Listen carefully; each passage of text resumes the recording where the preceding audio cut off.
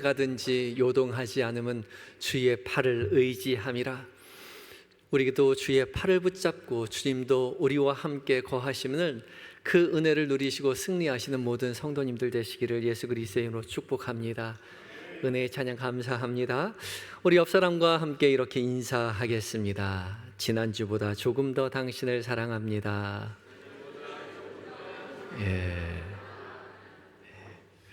지난주 말씀 기억하시지요? 우리가 살아가는 날수만큼 하나님 사랑받으며 살아온 것이죠. 한 주 더 산 만큼 하나님 사랑 더 받았으니 우리의 삶에 받은 사랑, 그 사랑 조금씩 나누어 주며 사셨으면 좋겠습니다. 그렇게 사셨습니까? 사랑 받은 만큼 사랑 나누어 주며 사셨어요? 다 잊고 사셨죠?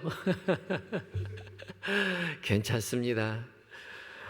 우리는 잊고 살지만 우리 하나님은 결코 우리를 잊지 아니하시고 우리를 변함없는 사랑으로 품어 주셨다는 사실을 이 시간 깨달으셨으면 좋겠습니다.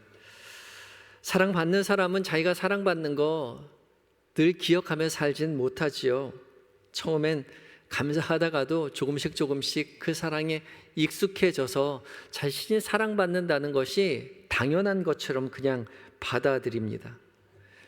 부모가 자녀가 부모의 사랑을 받으면서 이제 끼니끼니 때마다 차려지는 밥 먹고 깨끗하게 세탁된 옷 입고 필요한 용돈 받아 쓰면서 사랑한다고 고백하며 살지 않죠.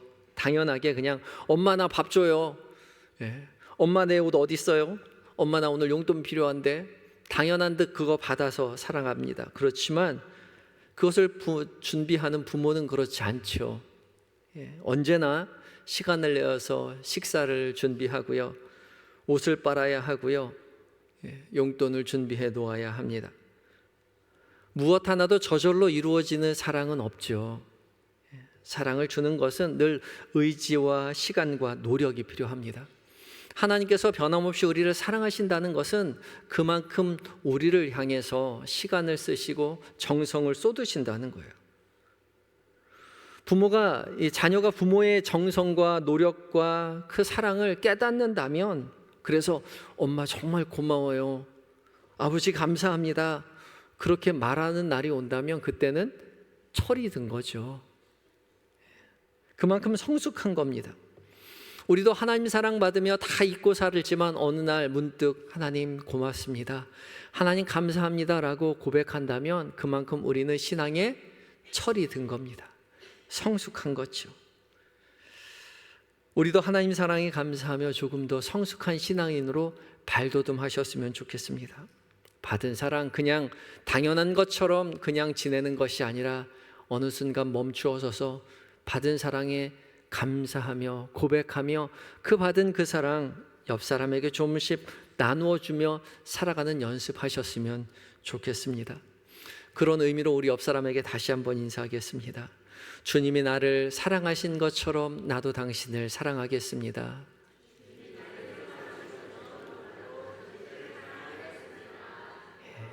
하나님의 사랑 받은 만큼 그 사랑 나누어 주는 연습하시며 살아가셨으면 좋겠습니다. 오늘은 총회가 정한 장애인 주일입니다. 우리가 속해 있는 대한예수교 장로회 통합교단은 장애인의 날인 4월 20일에 속해 있는 그 주간을 장애인 주일로 지키고 있습니다. 전 세계의 장애인 인구가 얼마나 될까요? 얼마쯤 될까요? 유엔에서 발표하는 세계 장애인 인구의 수는 약 12억 명이라고 합니다.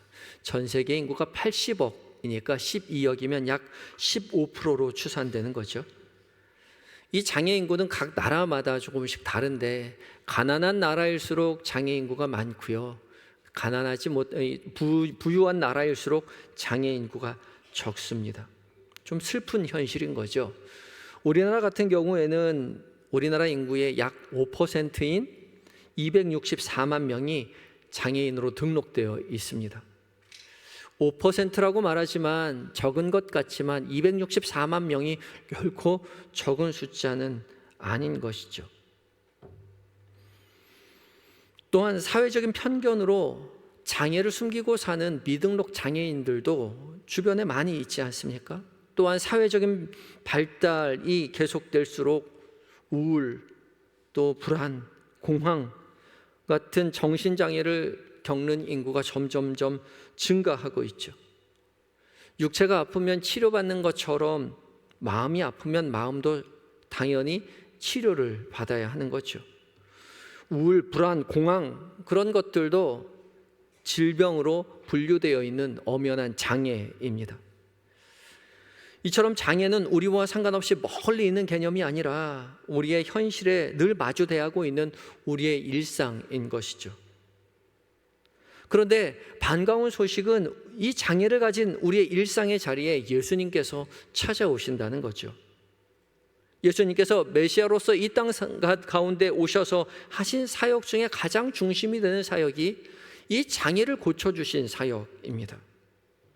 중풍병자를 낫게 하고요, 귀머거리를 듣게 하고요, 시각장애인을 고쳐주시고요, 손 마른 자를 고쳐주시고요, 많은 장애를 고쳐주신 사역을 예수님께서 행하셨죠. 오늘 봉독한 요한복음 9장 말씀 역시 예수님께서 날 때부터 소경된 자, 날 때부터 시각장애인이었던 사람을 고쳐주는 사건을 기록하고 있습니다. 예수님께서는 이 시각장애인을 바라보시면서 이렇게 말씀하셨죠. 3절 말씀입니다. 함께 읽겠습니다. 시작. 예수께서 대답하시되 이 사람이나 그 부모의 죄로 인한 것이 아니라 그에게서 하나님이 하시는 일을 나타내고자 하심이라. 아멘. 예수님께서는 이 사람이 시각장애인으로 태어난 것이 하나님의 하시는 일을 나타내고자 하기 위함이라고 말씀하십니다. 하나님이 하시는 일을 나타내시려고 이 사람이 시각장애인으로 태어나게 되었다는 거죠. 그리고 예수님께서는 이 시각장애인을 고쳐주시죠. 그래서 예수님께서 이 시각장애인을 고쳐주신 사건은 단순히 치유 사건으로 머물러 있어서는 안 되는 것이죠. 하나님의 하시는 일을 드러낸 것이기 때문에 이 일은 하나님의 계시입니다. 성경의 사건들은 단순히 치유 사건이 아니라 그 안에 하나님의 깊으신 뜻이 담겨 있는 하나님의 계시인 것이죠. 그렇다면 그 안에 담겨 있는 하나님의 계시란 무엇을 의미하는 것일까요? 예수님께서 말씀하신 하나님의 하시는 일이란 무엇을 의미하고 그것이 우리의 신앙에 어떠한 의미를 주는 것일까요? 오늘 함께 말씀을 묵상하며 은혜를 나누려고 합니다. 첫 번째요, 장애는 죄의 결과가 아닌 하나님의 자리임을 깨달아야 합니다. 함께 읽어볼까요? 시작. 장애는 죄의 결과가 아닌 하나님의 자리임을 깨달아야 합니다. 예수님께서 제자들과 함께 길을 걸어가실 때에 날 때부터 앞을 보지 못하는 시각장애인을 보셨습니다. 그리고 제자들이 예수님 앞에 그에 대해서 묻지요. 2절 말씀입니다. 함께 읽겠습니다. 시작. 제자들이 물어 이르되 라삐여 이 사람이 맹인으로 난 것이 누구의 죄로 인함이니까? 자기이니까 그의 부모이니까? 예수님의 제자들은 예수님에게 저 사람이 날 때부터 시각장애인이 된 것이 누구의 죄로 인함이냐고 묻지요. 당시 모든 장애는 죄의 결과라고 생각했습니다. 죄를 지었기 때문에 그 사람 하나님으로부터 벌받아서 장애가 생겼다는 거죠. 그런데 이 사람 날 때부터 시각장애인이었습니다. 그러니까 이 사람 날 때부터 시각장애인이 됐으니까 죄 지을 시간도 없다는 거죠. 죄를 지어야 벌을 받아서 장애가 되는데 이 사람 날 때부터 시각장애인이 되었으니 죄 지을 여유도 없이 장애가 되었는데 그러면 이 사람은 누구의 죄로 말미암는 것입니까? 이 사람입니까? 아니면 부모입니까? 그렇게 물었던 거죠. 여러분 어떻게 생각하세요? 누구의 죄일까요? 이런 생각은 당시 제자들만 가지고 있었던 것은 아닙니다. 우리도 그런 생각하죠. 뭔가 안 좋은 일 생기면 하나님 앞에 벌 받아서 그렇다고 생각하죠. 하나님 앞에 뭔가 잘못했기 때문에 벌을 받아서 우리에게 안 좋은 일이 생기고 장애가 생기는 거라고 생각합니다. 근데 이 사람 언제부터 장애가 있었다고요? 날 때부터 장애가 있었다고요. 그러면 누구의 잘못이란 말입니까? 부모가 잘못해서 이 아이가 시각장애인이 된 것일까요? 그런 생각 얼마든지 하죠. 장애를 가진 부모님, 장애를 가진 아이를 낳으신 부모님은 언제나 그런 마음 가지고 살아갑니다. 우리 아이가 장애 갖고 태어난 것이, 우리 아이가 장애인이 된 것이 꼭 내 잘못 같이 느껴진다는 거죠. 내가 뭘 잘못해서 우리 애가 장애를 갖게 된 것은 아닐까? 그때 감기약을 먹지 말았어야 했나? 내가 아이를 갖고 나서 너무 스트레스를 많이 갖고 살았나? 온갖 생각 다 마음에 품고 평생 죄인으로 살죠. 선천적 장애인뿐만 아니라 후천적으로 장애를 갖게 된 사람의 부모도 마찬가지입니다. 내가 그때 전화를 받지 말았어야 했나? 아니, 내가 그때 전화를 받았어야 했나? 그때 내가 애를 학교 보내지 말았어야 했나? 아프다는 아이, 내가 왜 괜히 그 자리로 보냈을까? 속지 않은 마음 가지고 평생을 살죠. 그래서 장애인을 자녀로 둔 부모의 평생 소원은 자녀들보다 하루만 더 오래 사는 것이 소원이라고 하죠. 제가 알고 있는 발달장애를 가진 부모 역시 마찬가지였습니다. 아이를 낳은 것이 자신의 죄인 것만 같아서 늘 가슴에 죄를 품고 사셨죠. 아이가 ADHD를 가지고 있었는데 아침 7시에 일어나서 밤 11시에 잠들 때까지 하루도 1시간도 가만히 있는 시간이 없었습니다. 그래서 1층으로 이사를 했던 거죠. 아침부터 밤늦게까지 이 아이를 돌보며 지쳐 있었는데 하루는 얘가 9시에도 일어나지 않는 거예요. 7시에 한결같이 일어나서 뛰어다니던 그 아이였는데 9시가 되도록 일어나지 않으니까 덜컥 겁이 나면서도 혹시나 하는 마음이 들더랍니다. 그래서 조용히 그 아이에게 다가가서 그 얼굴에 귀를 많이 갖다 댔대요. 그랬더니 새근새근 잠이 들어있더라는 거죠. 깨울 수가 없어서 조용히 방으로 들어와서 펑펑 울었다는 거죠. 혹시나 죽었으면 하는 마음이 이 부모의 마음에 있었던 거예요. 그리고 그렇게 생각했던 그것조차도 너무나 죄스러워서 펑펑 울었다는 거죠. 자신의 죄인 것만 같아서 평생을 마음에 죄를 품고 살아가는 그런 부모의 마음.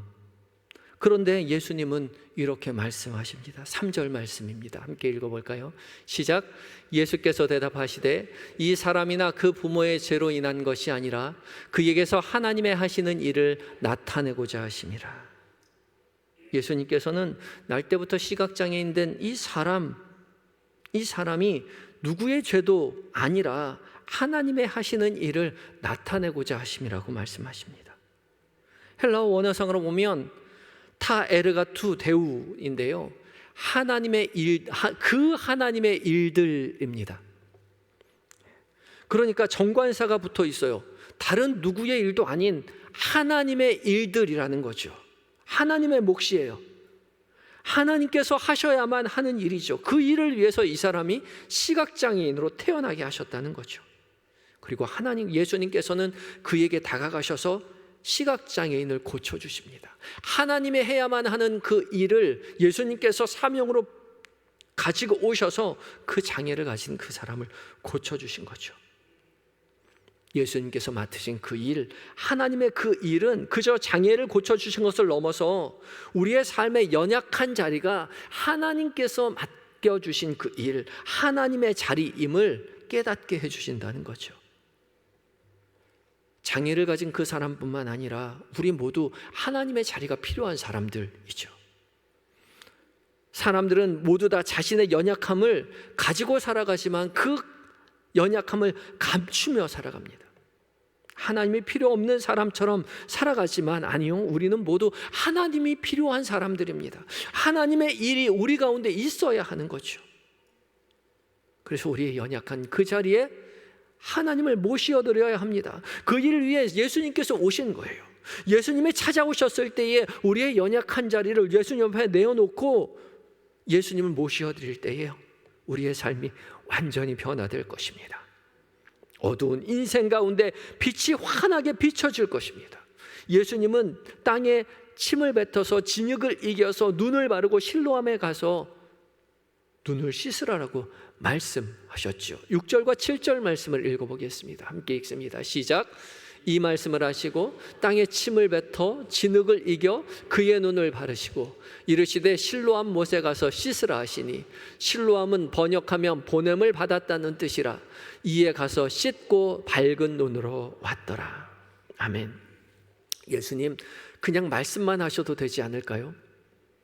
어두웠던 눈아 떠져라, 그렇게 말씀만 하셔도 눈이 떠질 것 같은데 굳이 예수님 침으로 흙을 개서 눈에 발라주고 실로암에 가서 씻으라고 말씀하시죠. 하나님의 일은 혼자서 이루어지지 않는다는 겁니다. 우리와 함께 동역하기를 바라신다는 것이죠. 이제 모든 일은 시각장애인에게 달려 있습니다.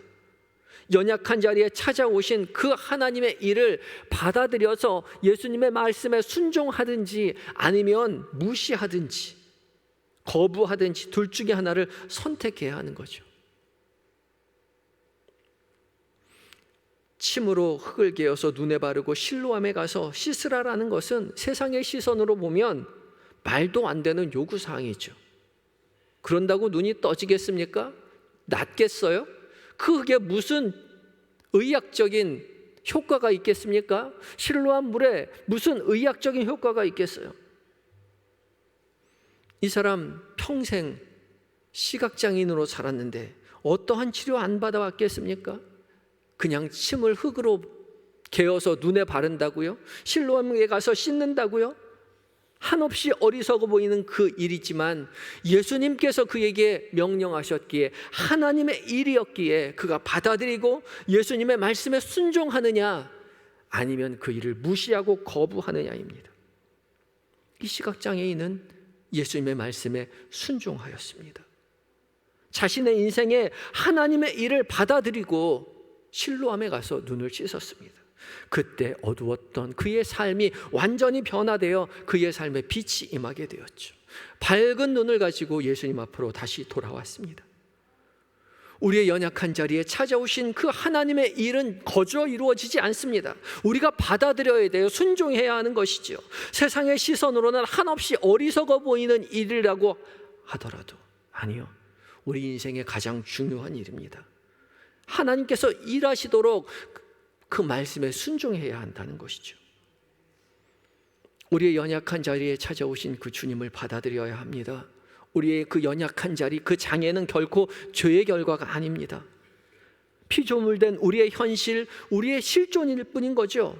피조물인 우리는 너무나도 쉽게 망가지고요, 너무나도 쉽게 실족하고 너무나도 쉽게 무너지죠. 별것 아닌 일에 망가지고요, 부서지고요, 장애를 입고 살아갑니다. 별것 아닌 일이에요. 너무나도 부족한 존재가 우리 피조물이라는 거죠. 그래서 우리는 하나님이 필요한 피조물입니다.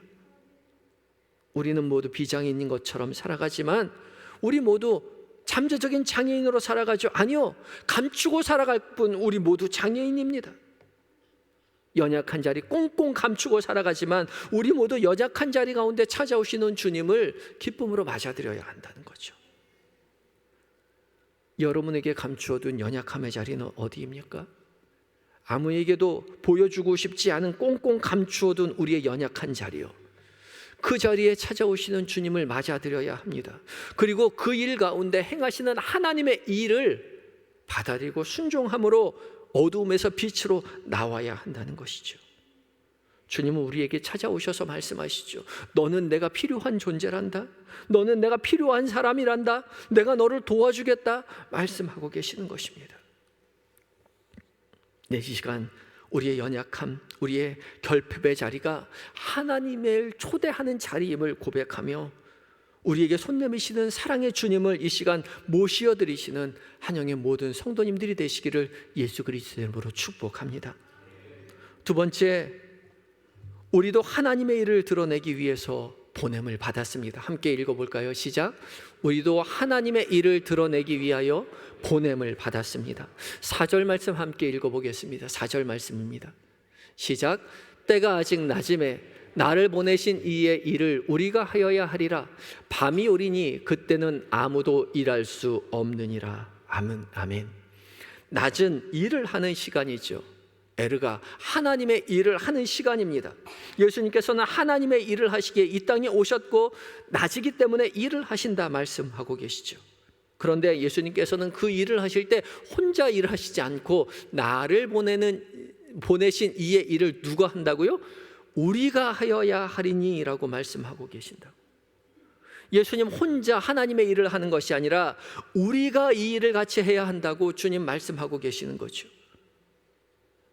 우리가 예수님께서 맡으신 그 사명, 하나님의 일을 해야 한다고 말씀하고 계시죠.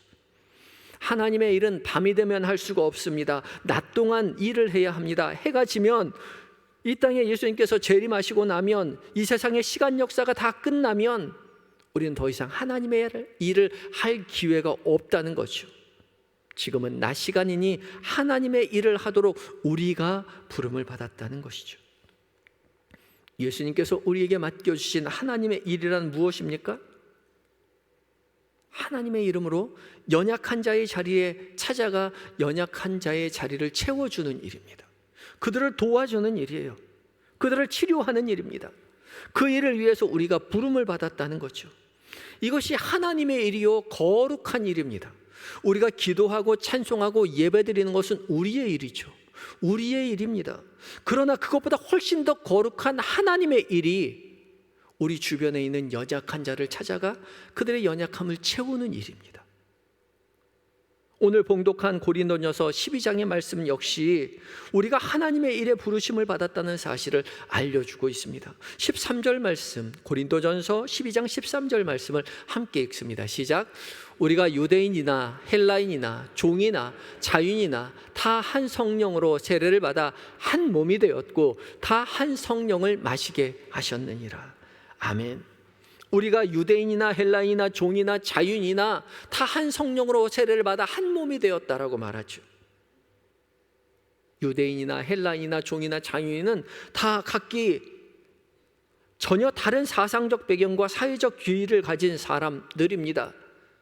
종과 자유인은 결코 비슷한 지위, 비슷한 환경의 사람이 아니었어요. 동등한 자리에 앉을 수 없는 사람이에요. 식사를 같이 한다는 것은 결코 상상할 수도 없는 그런 사람들인 거죠.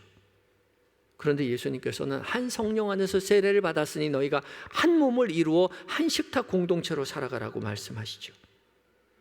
그러면서 계속되는 성경 말씀 속에서 누구는 눈의 역할을 하고 누구는 귀의 역할을 하고 누구는 손의 역할을 하고 누구의 눈 머리의 역할을 한다고 말씀하십니다.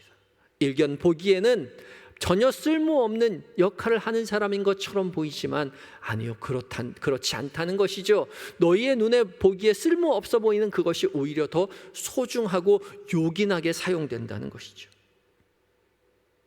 그래서 반드시 필요한 자리라는 것입니다. 똑같이 소중한 자리이니 한 몸 되어 살아가라고 말씀하고 계시는 것이죠. 아니, 종이 자유인에게 무엇을 해줄 수 있겠습니까? 한갓 종이 무슨 일을 할 수 있겠습니까? 라고 말하겠지만 아니요, 함께 지내보면 깨닫습니다. 장애인이 우리에게 무슨 도움을 줄 수 있겠습니까? 불편함만 주는 거 아닙니까? 아니요, 그렇지 않습니다. 함께 지내보면 금방 깨닫게 된다는 거죠. 연약한 자에게 직접 찾아가 보세요. 그들의 필요를 채워보세요. 한 상대방의 결핍의 자리에 찾아가 그 자리를 채워보시면 압니다. 그 사람이 얼마나 소중한 사람이고 그 자리가 얼마나 아름다운 하나님의 나라가 임하는 자리인지 깨닫게 된다는 거죠. 예전에 중증장애인 시설을 방문한 경험이 있습니다. 대두증을 앓고 있는 아이들을 돕고 있는 시설이었는데요. 대두증, 머리가 큰 거죠. 태어나면서부터 머리에 두개골이 없어서 머리가 계속 크게 자라고만 있는 병이었습니다. 두개골이 있으면 더 이상 자라지 않는데 두개골이 없기 때문에 머리가 점점 자라서 머리가 무거워서 앉아 있을 수도 없어서 누워서만 생활을 해야 하는 그런 아이들이었습니다. 나중엔 씹을 수도 없어서 영양죽을 만들어서 튜브를 통해서 식사를 해야만 했죠. 저희가 찾아갔을 때 그저 눈만 껌뻑껌뻑 있는 아이들이었습니다. 그런데 이 아이들을 돌보는 봉사자들이 이 아이들을 얼마나 사랑으로 보듬어 안고 있는지 모릅니다. 작은 움직임에도 민감하게 반응하면서 웃고 행복해하며 즐거워하는 모습을 보았습니다. 그냥 그저 눈을 껌뻑이는데요, 그 껌뻑이는 것만으로도 다르다는 거죠. 예전에 껌뻑이는 것과 지금 껌뻑이는 게 다르대. 기분 좋을 때 껌뻑이는 것과 기분 나쁠 때 껌뻑이는 것이, 슬플 때 껌뻑이는 것이 다르대요. 그러면서 기분 좋아서 껌뻑이는 거라고 하면서 막 웃으면서 너무 좋아하세요. 너무 행복해하는 거죠. 저희가 이 아이들을 위해서 해줄 수 있는 것이 없어서 빨래 봉사를 하고 왔습니다. 빨래를 하고 있는데 빨래가요, 집에서 하는 빨래랑 다른 거죠. 너무나 행복하게 빨래를 하고 왔습니다. 너무나도 열악한 시설이었지만 봉사자들의 미소와 헌신을 잊을 수가 없습니다. 그 자리에서 받은 사랑을 결코 잊을 수가 없어요. 아이들을 보듬어 안으며 사랑을 베푸는 그 모습을 보면서 그곳이 하나님의 나라임을 고백하지 않을 수 없었다는 거죠. 우리가 연약한 사람을 찾아가서 그들의 자리를 채워줄 때 우리의 일상에서 경험할 수 없었던 진정한 하나님의 나라가 그곳 가운데 임함을 우리가 깨닫게 된다는 것이죠.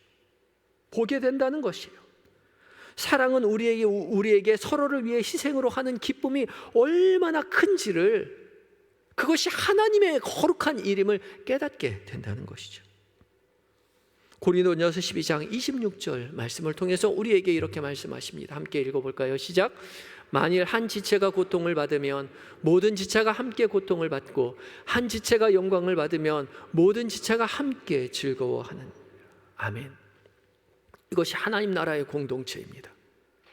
연약한 지체가 고통을 받을 때 더 크게 아파하고요, 연약한 지체가 영광을 받을 때 더 크게 함께 즐거워하는 것이 하나님 나라 공동체인 거죠. 이것이 우리에게 맡겨진 하나님 나라의 일입니다. 이 일을 위해 우리가 모두 보냄을 받았습니다. 연약한 자의 아픔이 나의 아픔이요, 연약한 자의 즐거움이 나의 즐거움이 되도록 우리의 연약한 자들, 우리 주변에 있는 연약한 자들을 찾아가야 할 것입니다. 우리의 일상에서 맛보는 즐거움과 기쁨보다 훨씬 더 큰 기쁨과 행복이 그 자리에 있음을, 하나님의 기쁨이 그 자리에 있음을 우리로 목도할 수 있도록 주님 우리에게 맡겨주신 사명이라는 것이죠. 우리의 삶의 주변에 연약한 자들로 가득 차 있습니다. 하나님 없이 홀로 아파하는 사람들, 감추어둔 그 자리 우리가 찾아 나서야 할 것입니다. 말로만 사랑한다고 말할 것이 아니라 말없이 찾아가 그들의 필요를 채워주고 미소를 건네고 그들의 손을 잡아주면서 살아가야 하는 것이죠. 그때 세상 한복판에 세상에서 가장 거룩한 하나님의 나라가 임함을 우리가, 그리고 세상이 함께 보게 될 것입니다. 사랑하는 한영의 모든 성도 여러분, 우리는 모두 하나님의 일을 드러내는 삶에 초대받았습니다. 그것이 무엇입니까? 무엇보다 첫째로 우리의 연약한 자리에 하나님을 받아들이시는 거예요. 하나님의 임함을 받아들이는 것, 그것이 하나님을 영접하는 일입니다. 그리고 우리의 연약한 자리에 우리의 주님을 모셔드렸다면 이제 두 번째, 우리 주변에 연약한 자들을 찾아가 주시기 바랍니다.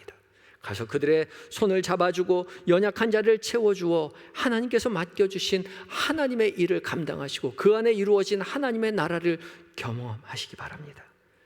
그리하여서 우리의 삶의 모든 자리가, 내 안에 있는 모든 자리가, 우리의 연약한 자를 찾아가 그들을 섬기는 모든 자리가 하나님의 나라라고 고백하며 살아가시는 한영의 모든 성도님들 되시기를 예수 그리스도의 이름으로 축복합니다. 다 같이 기도하시겠습니다. 사랑으로 이 땅을 창조하시고 사랑으로 이 세상을 다스리시는 완전하신 하나님, 하나님께서 행하시는 이 땅의 모든 일들이 선함을 우리가 고백합니다. 연약한 자리에 찾아오신 주님을 우리가 기쁨으로 맞아들이게 하시고, 우리도 주님을 따라 연약한 자들을 찾아가 그들과 하나 되어 그들의 연약함을 도우며 하나님 나라의 기쁨을 누리며 살아가는 우리 모두가 되게 하여 주시옵소서. 우리를 위해 모든 것 내어주신 예수님의 이름으로 기도드립니다. 아멘.